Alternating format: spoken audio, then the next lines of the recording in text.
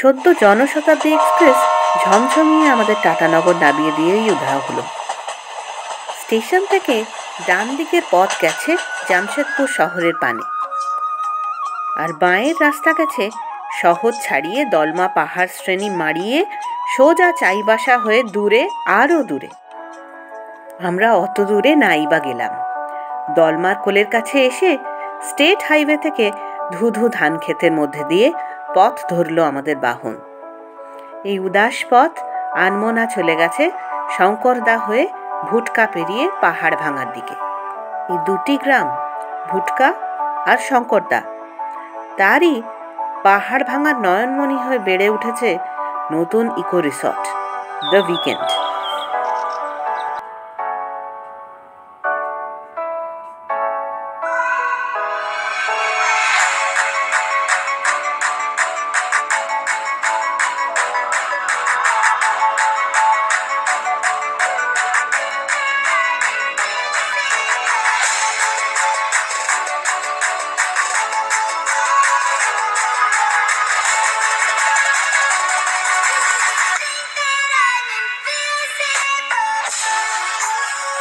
Gate দিয়ে ঢুকতেই লাল নীল সবুজের যেন মেলা বসেছে।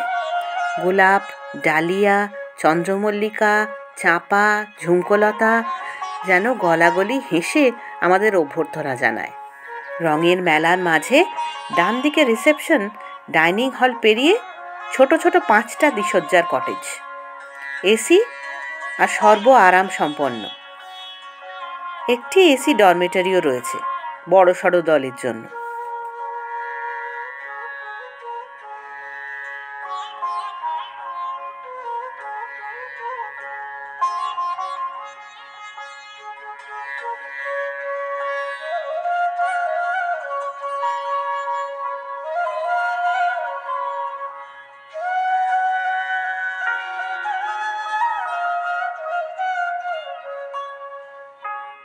আমরা শুধুমাত্র ছুটি কাটানো এবং বিশ্রামের উদ্দেশ্যেই এখানে এসেছিলাম। আপনাদের জানিয়ে রাখি, মাত্র 52 কিলোমিটার দূরে রয়েছে চান্ডিল ড্যাম। এটি সুবর্ণরেখা এবং কারকরি নদীর সঙ্গমে অবস্থিত।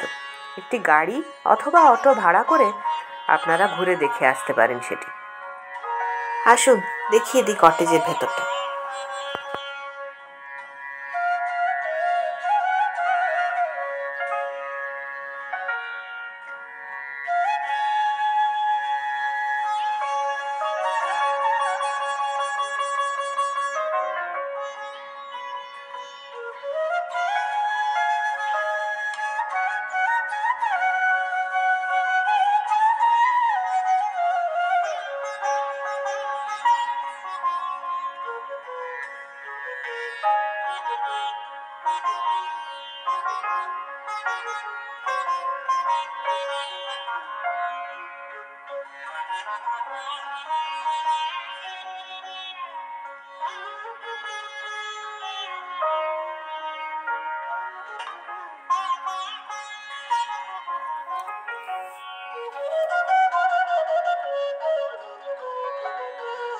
আপনারা দেখতেই পাচ্ছেন ফুলের মেলার মাঝে রয়েছে কটেজ।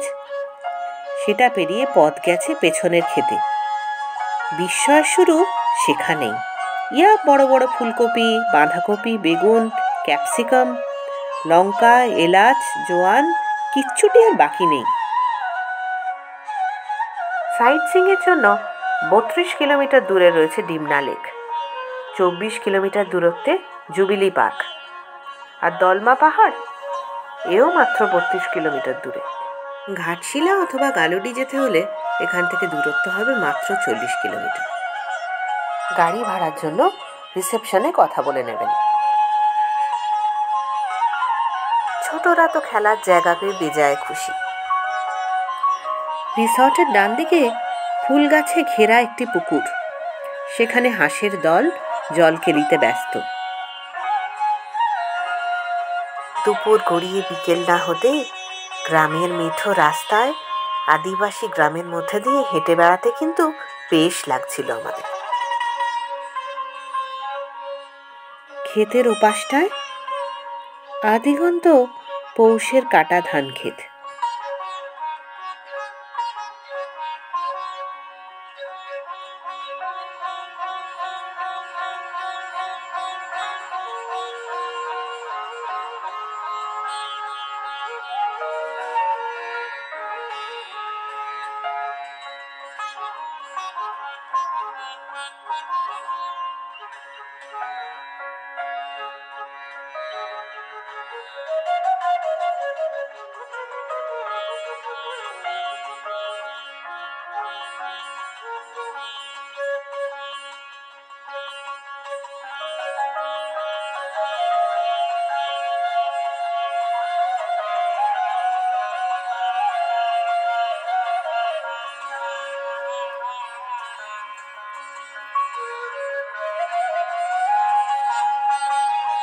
এই যে দেখছেন, এগুলি হলো দেশি মুরগির খাঁচা।